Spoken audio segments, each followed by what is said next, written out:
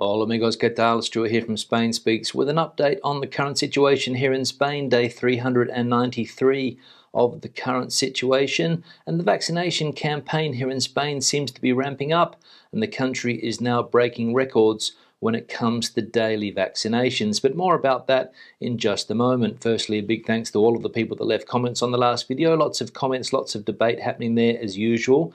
Thanks to people that supported the channel through a donation. You can see your names here.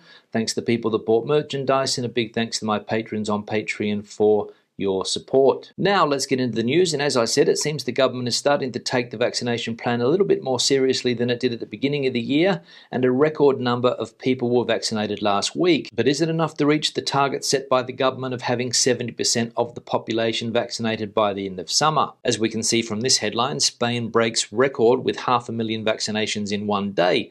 But what does it need to reach 33 million by the end of summer? The vaccination rate should be multiplied by 2.5 to meet the government's objectives, and this would mean increasing the number of immunised by 1.4 million every 7 days. So records are being broken when it comes to vaccinations here in Spain, but still not enough according to that headline to meet the objectives. And apparently at the current rate it won't be until March 2022 until that famous 70% of the population are vaccinated. Now the AstraZeneca saga continues to make the headlines here in Spain, and one autonomous communities is now asking the government to allow it to be used on people under the age of 60. As we can see here, Madrid has asked the health ministry to allow the under 60s to be vaccinated voluntarily with AstraZeneca. This was announced by the Regional Minister of Health of the Community of Madrid, Enrique Ruiz Escudero, during his visit to the We Zinc Centre's mass vaccination facility, which began operating this Friday. In the event that the government approves the request, people under 60 who want to be vaccinated with this vaccine will need to sign a consent form. So the AstraZeneca vaccine here in Spain is still causing a lot of confusion. We saw the government last week prohibit its use on people under the age of 60. Only people between the ages of 60 and 69 can receive that vaccine here in Spain. And now the Madrid community, as we saw, wanting it to be used on people under 60. But as we also saw, people are going to have to complete a consent form if they want to get this vaccine, so the government will wash its hands of responsibility if something goes wrong. Now another vaccine is also in the headlines today here in Spain, and it is the Johnson & Johnson Janssen vaccine, and the health minister has said that this vaccine will arrive in Spain on Tuesday. The minister also assured that experts are already evaluating different options for AstraZeneca's second dose. After the fiasco in the rate of vaccination during the first months of the year, the government is moving forward with its recent commitment to achieve immunisation of 70% of the adult population by the end of August, some 33 million Spaniards. In the midst of the controversy over the refusal of many citizens to be vaccinated with the AstraZeneca dose, the Minister of Health, Carolina Darias, has announced that the first doses of the Janssen vaccine, which only requires one dose, will arrive in Spain on Tuesday. So there we go, the Janssen vaccine set to arrive in Spain on Tuesday, and we'll see if this particular vaccine creates the same levels of hysteria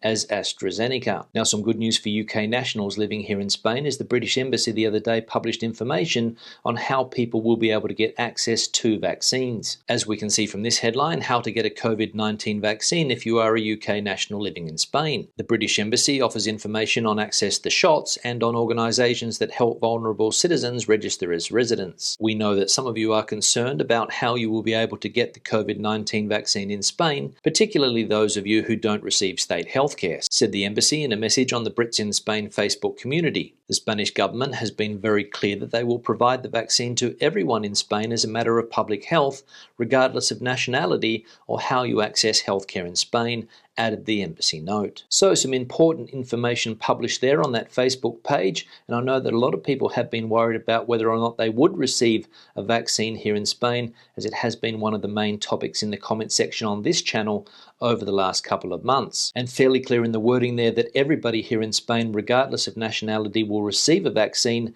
as a matter of public health. Now let's have a look at the health data here in Spain, starting with the vaccination campaign. And as we can see, complete vaccination has been achieved on 6 6.49% of the population, just over 3 million people, and 15.13% of the population have received at least one dose, in other words, around 7.1 million people. Countrywide health data now, we can see the total amount of cases, the accumulated incidence rate now sitting at 182. There have been 309 COVID-related deaths in the last 7 days. There are currently 9,359 people hospitalized in Spain with COVID, and there are 2,050 people in ICUs, which is around 20% of all ICUs in the country, and that figure is slowly creeping up. Now, if you are living here in Spain and follow Spanish press, you are most likely aware that there are elections scheduled here in Madrid for the 4th of May. But with the amount of coverage that this election is getting at a national level, you could have been mistaken for thinking that this was a national election. And this is because Madrid is an extremely important piece on the chessboard that is Spain. As we can see from this headline, the fierce national battle for power in Madrid. Tensions are running high in the run-up to the regional elections on the 4th of May, where all parties have much more at stake than just seats in the regional parliament. They are held in Madrid, but they are not a Madrid election. According to the PP, on the 4th of May, Spain within Spain will choose between two ballots, communism or freedom. According to Podemos, on the 4th of May, it is not only public services that are at stake, but democracy. It is the most confrontational campaign in living memory, and it hasn't even officially begun.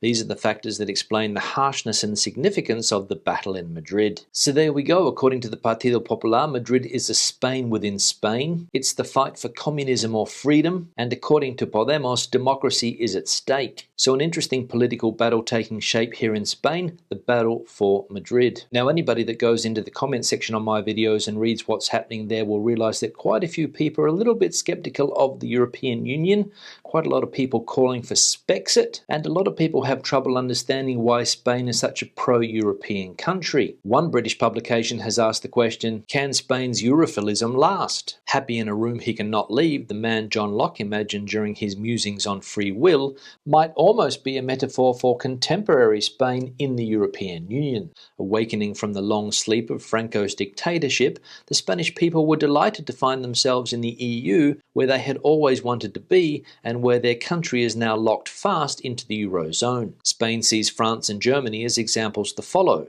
Macron and Merkel are held in high regard as the wise leaders of the European project, while Trump's absurd suggestion that injecting disinfectant might cure coronavirus is still regularly ridiculed on Spanish television. Macron's superficially more plausible and hence more dangerous claim that the AstraZeneca vaccine was a quasi-ineffective for over 65s was quickly glossed over. For Spanish governments, staying in the slipstream of France and Germany is a matter of convenience as well as conviction, since those countries are widely regarded as the so desirable company that Spain had long wanted to keep.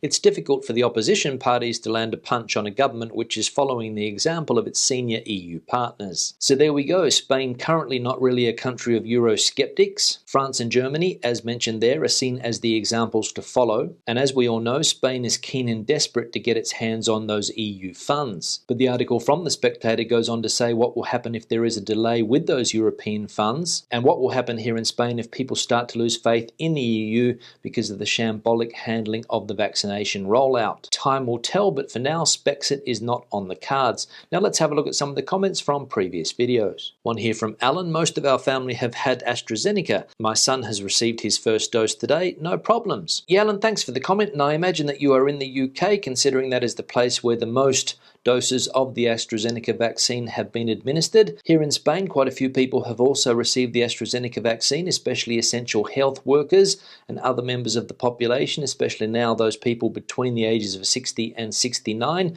But there is still a lot of doubt surrounding this vaccine, and the government is currently wondering what to do with the second dose of the AstraZeneca vaccine for those people that received the first one. Every day on the television here in Spain, there's a debate about the AstraZeneca vaccine. Lots of people supporting AstraZeneca, saying how effective it has been in countries like the UK, and a lot of people here just can't understand why there have been so many problems with AstraZeneca over the last few months. But it's clear that this vaccine has become politicized in the European Union, and that's probably the worst thing that can happen to a vaccine. One here from Ray, gracias Stuart, para otro bien vídeo, necesito información desde España como tengo una casa de vacaciones en la Costa Blanca Norte. Sigue con el buen trabajo. I like your video. video so I can refresh my limited Spanish, because the way it's going, the time I get there, I will have to go back to my beginners classes. Yeah, Ray, thanks for the comment. I've also seen a few other comments from people saying that they like it when I throw in a little bit of Spanish. Every time I read those Spanish headlines, I try to throw in a little bit of Spanish. I haven't been doing it too much recently, but I'll start to throw in a little bit more Spanish in coming videos. Because as I always say, it's very important to have a decent level of Spanish, especially if you want to live in this country. And I would even recommend knowing as much Spanish as possible, even if you're going to buy property in this country and you plan to spend a few months here at a time. So keep working on your Spanish language skills, Ray, and hopefully you'll be able to get down here sooner rather than later and practice your Spanish. One here from Extremadura Predator Fishing Spain: don't bother packing the car. No disrespect, but we don't want people from cities here. Our border is closed a further 2 weeks, and it's best. People like me have not had work for well over a year. We're on the bones of our asses, and sooner this crisis is over, the better.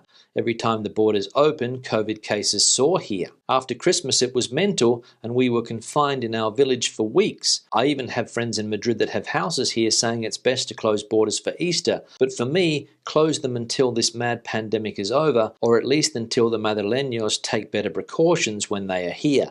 Keep up the good content and much more dry humour, please. Keep safe, everyone. Yeah, Extremadura, thanks for the comment, and sorry to see your situation there about work. Hopefully that starts to improve soon. I made a comment the other day about packing the car, considering that the Madrid community was opening up again. In the headline they also mentioned Extremadura, and they also mentioned the Canary Islands, but I read afterwards that that was a mistake, and the autonomous community of Extremadura was keeping its borders closed, and that's probably a good idea considering that they need to try to keep that health situation under control. Extremadura was one of the worst places here in Spain after that Christmas period. Case numbers were very, very high there for a while. A severe lockdown was implemented, and they managed to get the health situation under control again. And that is the problem that places close to Madrid have: a mass influx of people from this part of the world. Places like Castilla y León, Castilla-La Mancha, Extremadura, places that are relatively close to Madrid, do suffer when people from Madrid are unleashed and head to places like this in droves. So I agree, let's get the health situation under control around the country,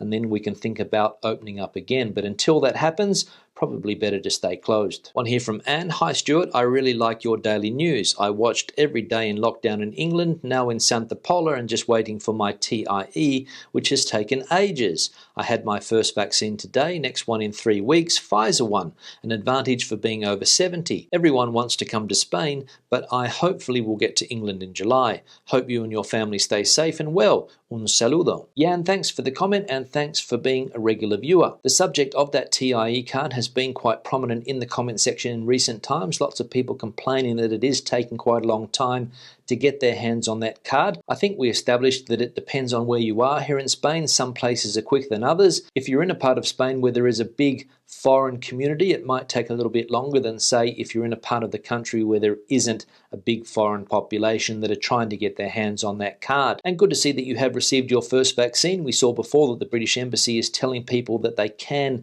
have their vaccines here in Spain regardless of nationality. And let's hope you can get to England in July. And finally, one here from Robian Music: start packing the car, Stuart, and don't forget the cans of Foster's. Yeah, Robian, thanks for the comment. My comment about packing the car was done tongue-in-cheek. I had no intention of packing the car and heading off to another autonomous community here in Spain. I think it's better to stay put, and of course at the moment it's not easy to travel around the country. And when it comes to Foster's, I've never drunk Foster's in my life in Australia. In fact, the only place I've had a can of Foster's was in England when I was living in London there for a couple of years back in the early 90s. That was the only time that I had the unfortunate experience of drinking that terrible beer. On that note, I'll start to wrap the video up. Questions and comments, please leave them in the section below. Debate the situation out as you normally do. Give the video a thumbs up if you liked it, thumbs down if you didn't. If you've tried any beer from Australia, let us know which is your favourite one. Foster's might be high on your list, but for me, it is a shocking drink. I'll see you in the next video. Hasta luego.